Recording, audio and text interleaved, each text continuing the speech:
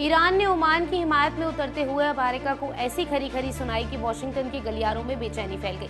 Tehran ने Oman को दी गई अमेरिकी धमकी को ब्लैकमेल, गुंडागर्दी और मोरल दिवालियापन करार देते हुए ये साफ कर दिया है कि अब दुनिया अमेरिकी दादागिरी के आगे झुकने वाली नहीं है।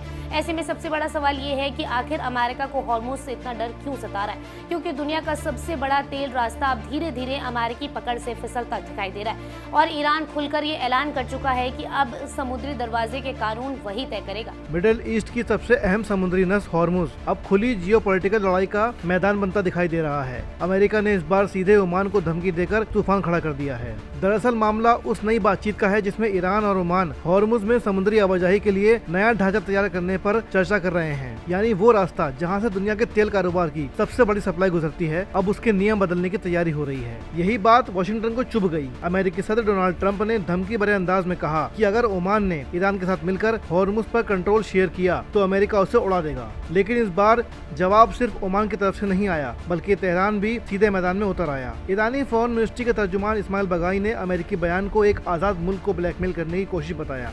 उन्होंने कहा, ये सिर्फ एक धमकी नहीं बल्कि अमेरिकी निज़ाम की अखलाकी बर्बादी का खुला सबूत है। तेहरान ने साफ कहा कि ओमान पर पाबंदियां लगाने या हमला करने की बात आलमी कानून, यूएन चार्टर और सिफारती उसूलों की खुली धज्जियां उड़ाने जैसा है। असल में ईरान अब इस मुद्दे को सिर्फ अपनी लड़ाई नहीं बल्कि पूरे खित्ते की सॉवरेनिटी की लड़ाई बनाकर पेश कर रहा है। ओमान का नाम लेकर अमेरिका ने शायद दबाव बनाने की कोशिश की, लेकिन तेहरान ने इसे उल्टा अमेरिका के दादागिरी मॉडल की नाकामी बताना शुरू कर दिया। सबसे दिलचस्प बात यह है कि ईरान की सुप्रीम नेशनल सिक्योरिटी काउंसिल के सीनियर अफसर अली बागेरी कानी पहले ही इशारा दे चुके हैं कि हॉर्मुज़ से गुजरने वाले जहाजों के लिए पुराने कानून अब खत्म होने वाले हैं। यानी साफ इशारा है कि आने वाले दिनों में गल्फ रीजन का पूरा समुद्री पावर स्ट्रक्चर बदल सकता है और यही वजह है कि अमेरिका बुरी तरह बेचैन दिखाई दे रहा है, क्योंकि अगर हॉर्मुज़ पर ईरान और उसके एक्सिस ऑफ रेजिस्टेंस का असर बढ़ा तो दुनिया की एनर्जी सप्लाई पर वाशिंगटन की पकड़ बेहद कमजोर पड़ सकती है।